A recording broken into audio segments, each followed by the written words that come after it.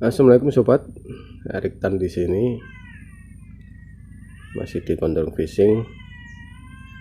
Kali ini saya mau bahas sekalian tutorial ya, membahas kontribusi apa yang sudah kita lakukan sebagai YouTuber mancing dan sebagai lure maker, atau bisa kita jadikan satu, yaitu Insan Fishing. Sebagai lure maker, kita memproduksi lure dan atributnya. Sebagai pemancing, kita pengguna lure dan atributnya. Dan untuk bahasan kali ini kita sudutkan pada sebuah atribut lure, yaitu packaging.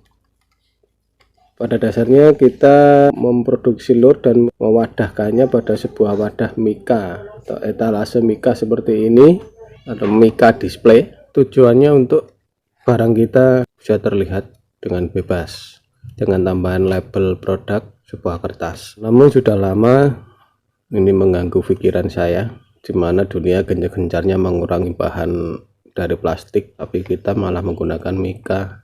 Ini yang lumayan cukup tebal ya.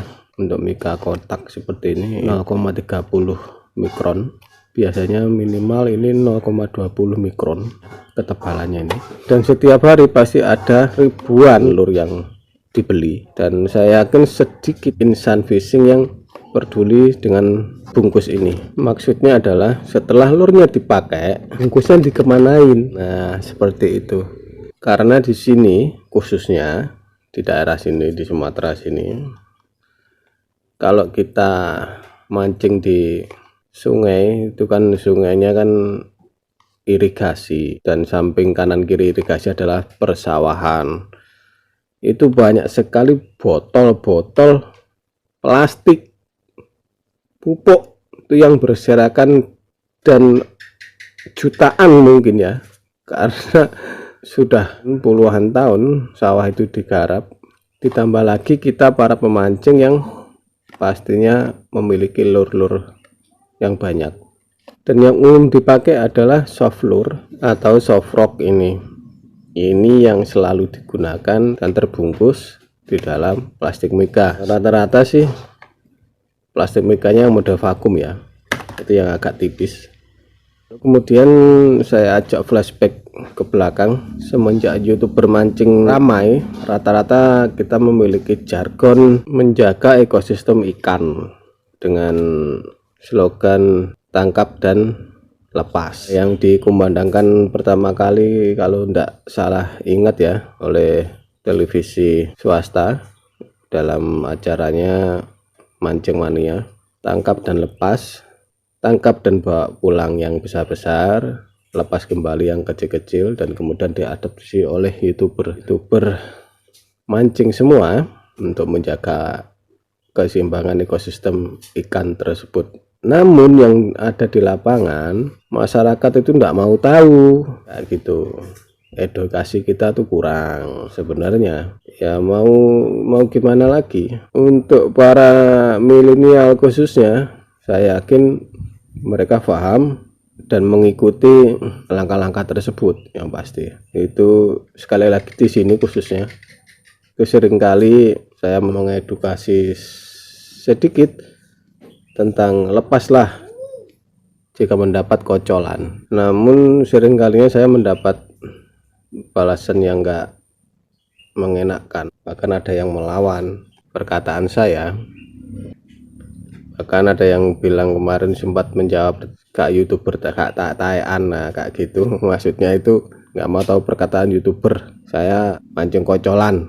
Dan fenomena saat ini akhirnya terbukti bahwa nggak ada ikan di lapangan sekarang.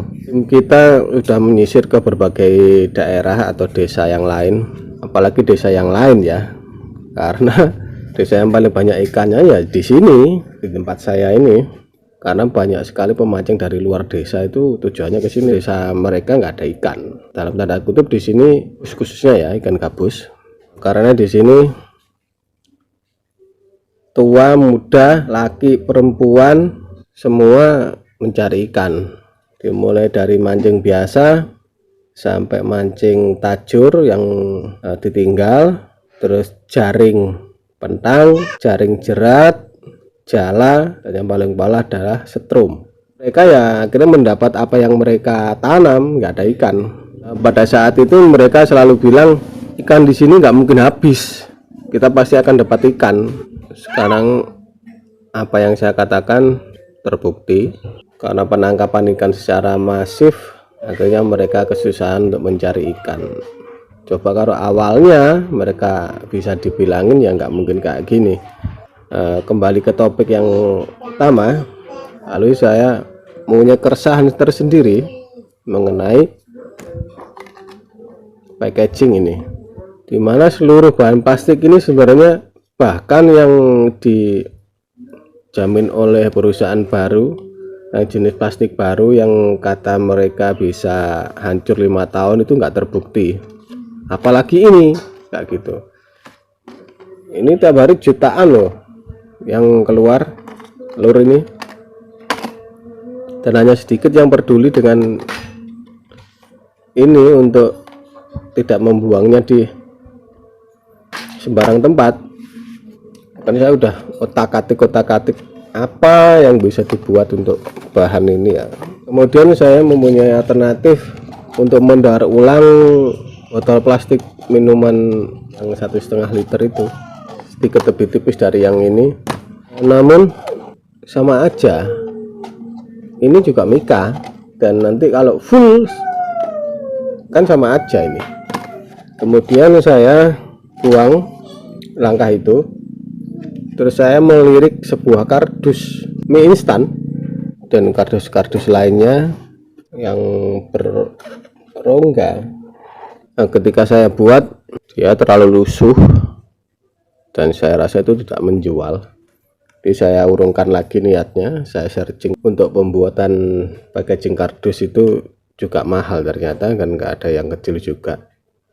Mereka mencetaknya tapi kan hasilnya halus kayak gini karena awal cetakannya seperti itu, bukan seperti maksud saya yang ingin mendaur ulang sampah-sampah yang ada. Lalu saat di warung saya melihat kemasan jajanan anak kecil kayak gini. Ini bahannya kan karton tipis dan luarnya ini kan laminasi mengkilap. Ini bisa dipakai. Lalu saya memburu berbagai bahan, bahkan untuk bungkus lem Korea ini juga bisa dipakai. Dimensinya juga pas, hanya beda beberapa mili saja. Lalu terpikirkan displaynya di mana. Nah, saya kemudian punya pikiran bahwa ini akan dilubangi bagian atas dan satu samping. Oke, dan ini hasilnya.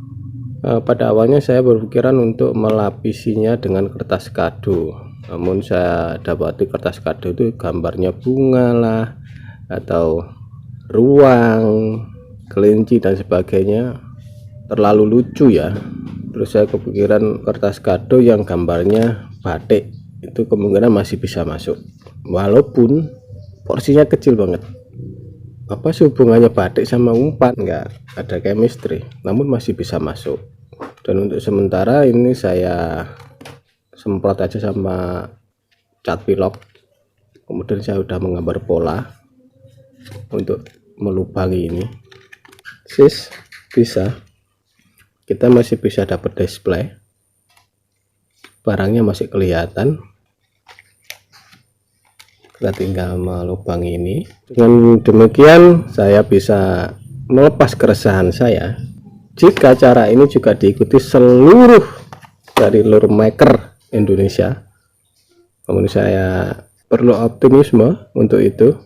Saya akan mengupload video ini agar bisa disebarluaskan oleh kalian yang peduli dengan lingkungan sekitar. Sudah saatnya kita menambah jargon kita, yaitu tangkap dan lepas, untuk menjaga ekosistem ikan itu. Lalu mengapa tidak menjaga ekosistem yang lebih luas lagi, di mana ekosistem ikan itu berada, yaitu tanah. Sungai itu untuk tempat hidup atau ekosistemnya ikan, sedangkan mereka butuh wadah dan wadahnya adalah tanah. Mengapa kita nggak sekalian menjaga tanah itu untuk semuanya? Airnya bisa bagus, tanahnya bisa bagus, dan ikannya juga bisa bagus, maksudnya semua bisa selamat dari barang bekas sebagai pengganti mica display. Saya harapkan untuk kalian yang menonton, semoga dengan ikhlas untuk menyebarluaskan video ini. Saya enggak mengharapkan banyak untuk menonton atau saya hanya ingin ada pemikiran-pemikiran baru dari pemikiran saya ini untuk dituangkan dalam produk nyata. Sini ditambahin labelnya Greenpeace, itu juga lebih bagus karena kita masuk ke ranah itu juga, dan kemungkinan si Greenpeace juga akan berterima kasih ke kita karena kita sudah melangkah satu step lagi. Untuk tambahan, sebenarnya untuk bungkus rokok ini juga bisa dipakai. Nah, ketebalannya juga pas. Ini untuk yang bolt ya, khusus yang bolt yang isi 20, karena rokok murah kayak gini kan banyak. Oke, saya mohon untuk keikhlasannya men-share video ini agar bisa sampai ke semua orang, yaitu lure maker dan insan fishing atau pemancing yang memakai lure buatan. Jadi kita akan mempunyai 3 jargon, yaitu tangkap yang besar, lepas yang kecil, hapuskan illegal fishing dengan memakai umpan hidup, ketiga menjaga ekosistem tanah dengan tuntas. Oke, demikian video saya, semoga bisa diterima apa yang menjadi keresahan saya dan bisa ditiru, kemudian dimodifikasi dan diperbanyak sebanyak mungkin, lalu meninggalkan bungkus mica ini ke depannya. Ayo kita mulai merubah semua itu. Terima kasih. Assalamualaikum warahmatullahi wabarakatuh. Erik Tan di Kontrol Fishing undur diri. Ketemu di konten selanjutnya.